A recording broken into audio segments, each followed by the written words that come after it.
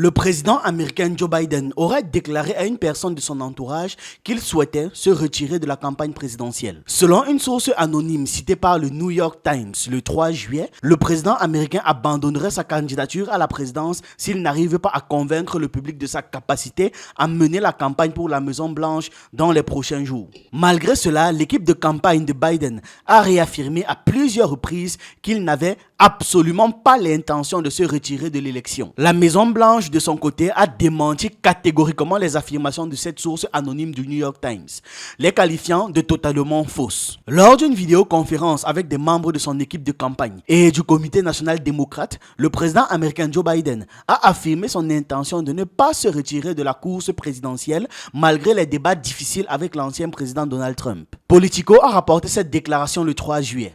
Je veux être parfaitement clair et direct. Je suis candidat, personne ne me pousse à partir. Je ne vais nulle part, je vais me battre jusqu'au bout et nous allons gagner. C'est ce qu'a dit Biden et il a même insisté en le disant. Dans les 6 jours suivant les premiers débats télévisés de la campagne, qui ont eu lieu le 27 juin, les membres du Parti démocrate ont eu des discussions privées sur la performance mitigée de Biden. Ils ont également exprimé des doutes sur sa capacité à battre Donald Trump et à diriger efficacement le pays pendant 4 autres années en cas de réélection.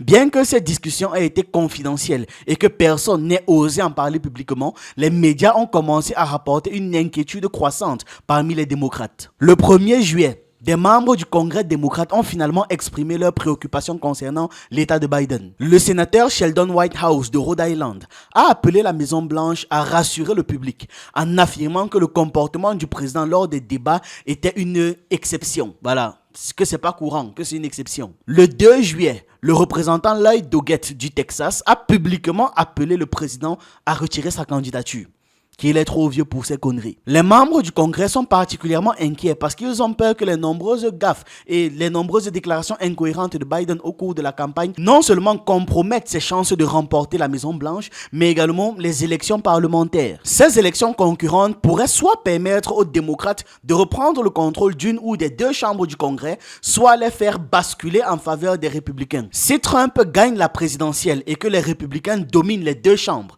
les démocrates perdent leur capacité législative à contrôler l'administration républicaine. Certains démocrates ont déjà accepté la possibilité que Trump puisse remporter les élections présidentielles. Jared Golden, membre de la Chambre des représentants, a écrit dans une chronique pour BDN le 2 juillet que, je cite, « La performance décevante de Biden lors des débats n'a pas été une surprise pour moi. Cela ne m'a pas non plus perturbé autant que d'autres, car je prévoyais depuis plusieurs mois que Donald Trump gagnerait, bien que je n'ai aucune intention de voter pour lui. Et cela me convient parfaitement. » Le même jour, une réunion virtuelle du groupe démocrate à la Chambre des représentants s'est tenue, initialement prévue pour discuter de la stratégie de communication de la Chambre électorale. Cependant, les congressistes ont plutôt exprimé leur frustration et leurs préoccupations concernant les débats désastreux et la performance médiocre du président Biden. Selon Axios, Lloyd Doggett a mentionné sa déclaration appelant Biden à se retirer de la course lors de cette réunion. Un participant a confirmé aux médias qu'en l'absence d'une réponse positive de la Maison-Blanche, d'autres congressistes pourraient suivre l'exemple de Doggett. Selon un sondage d'opinion publié le 30 juin par CBS et YouGov, 72% des électeurs inscrits doutent que Biden soit mentalement et cognitivement apte à occuper le poste de président, ce qui représente une augmentation de 7% par rapport au mois précédent. De plus, un sondage de CNN publié le 2 juillet a révélé que 56% des électeurs démocrates estiment que le parti aurait de meilleures chances de remporter la Maison-Blanche avec un autre candidat. Et malgré cela, l'entourage de Biden et le président lui-même continuent de trouver des explications pour ses performances décevantes lors des débats. Initialement, son équipe de campagne a attribué ses discours confus à un rhume.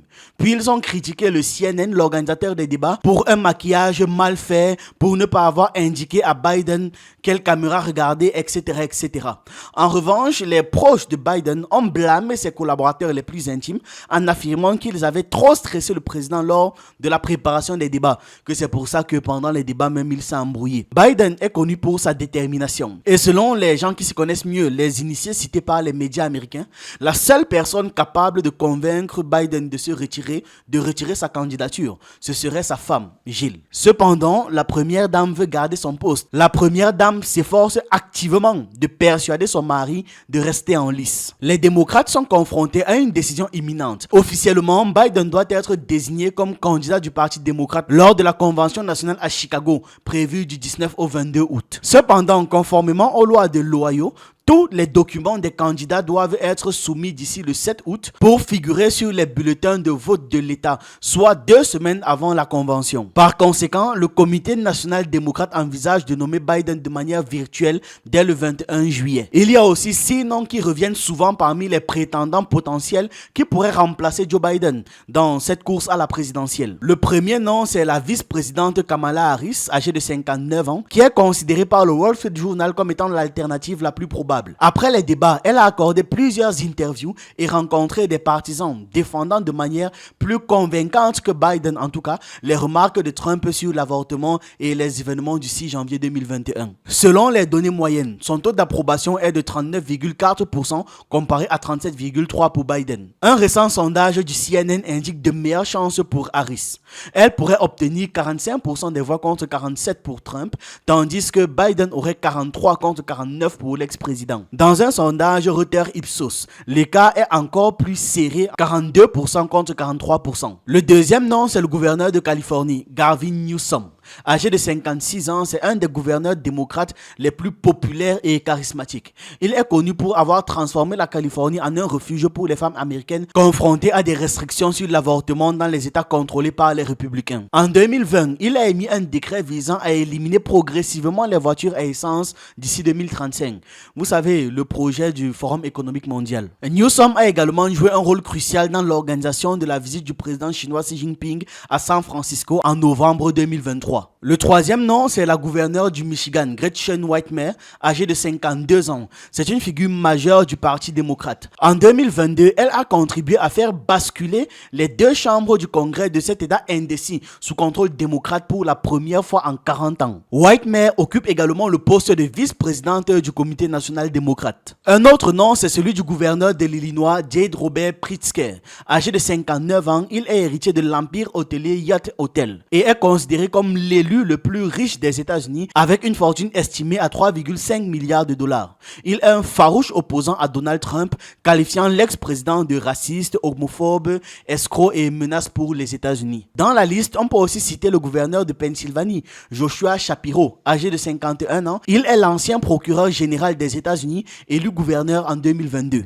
Il est connu pour sa position modérée qui attire les partisans des 2 partis. Shapiro s'est également exprimé activement sur le conflit au Moyen-Orient, dénonçant les manifestations pro-palestiniennes sur les campus comme de l'antisémitisme. Un dernier nom, c'est celui du gouverneur du Kentucky, Andy Beshear. Âgé de 46 ans, il a été élu 2 fois gouverneur de cet État traditionnellement républicain où Biden est largement impopulaire. Auparavant, Beshear a occupé le poste de procureur général de l'État. Les noms de 2 anciennes premières dames, Michelle Obama et Hillary Clinton, sont également mentionnés. Cependant, Michelle Obama a plusieurs fois démenti toute ambition politique, tandis qu'Hillary Clinton avait déjà été battue par Donald Trump en 2016. Malgré cela, selon un sondage de Reuters et Ipsos, Michelle Obama serait la seule candidate potentiellement capable de battre Trump dans une élection hypothétique avec 50% de voix contre 39 pour les républicains. Une autre option alternative pourrait être Robert Kennedy Jr., qui avait initialement envisagé de se présenter aux élections